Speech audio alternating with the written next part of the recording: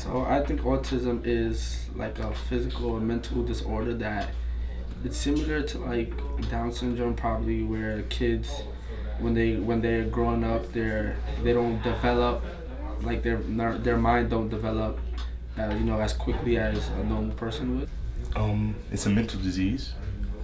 That much I know. I'm not too sure after that. Autism is a disease, I believe, slash disorder, and I know for children particularly, it affects their brains, and I believe the way that they think. They're not able to process or communicate things. Sometimes they make outbursts. Yeah.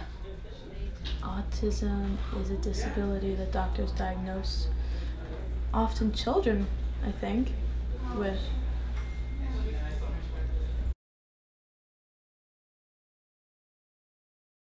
I worked at a summer camp for kids with diabetes, and we had two campers who had autism, who were autistic, and we had to like constantly monitor them, because one, he would like just get up and run around the lake by himself. So we like had like 3 times he ran around the lake, and we all like ran around the lake to get him from running around the lake. But besides that, he was pretty cool. He listened to Barney and he minded his business and he was chill.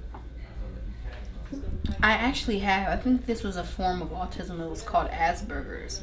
And this was in the 6th grade. But this student was absolutely intelligent. He was, I mean, I wouldn't call him a genius, but he was pretty close to probably the thinking capacity and thoughts of an adult. And I know that was a form of autism, and I know a young child who had autism, and he couldn't articulate words. He couldn't formulate sentences or words. He would just blurt out and scream out things, but that was like his way of communicating. And also, he didn't really, even though he was a child, I mean, when children grow, they are able to, they're learning how to distinguish a joke from what's serious. And I remember he couldn't tell the difference between what was funny and what was serious. I've seen like parents with children with autism, and the only reason why I know is because they've mentioned it before, but I'm not really sure about like what are the symptoms or what does a child necessarily need to have in order to be diagnosed with autism. But I've seen it like in passing before, but it's not usually like a really big part of my life, so I'm not too sure about it. They're regular people, although they're not like, they're human beings, they still deserve to be probably treated with extra care by, people in those medicine fields and things like that, but I feel like they're still normal people and gifts from God. I saw a documentary of these 2 guys who had autism, and up until that point, I had no idea. Like, I just thought they were like mentally ill and could not communicate. Like, I thought the outer appearance was what was on the inside as well. But then I learned from watching this documentary that they are really smart.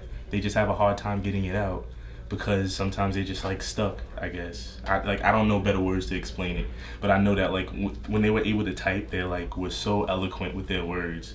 Like, it was like crazy vocab they were using. I was like, I don't even know what they're talking about right now. So like, yeah.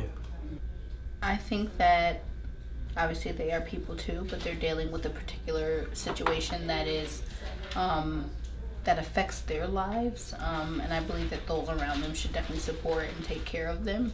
But they're active people. They actively think the way we do too. It is just different. And I believe that like they should be educated and characters of society as well.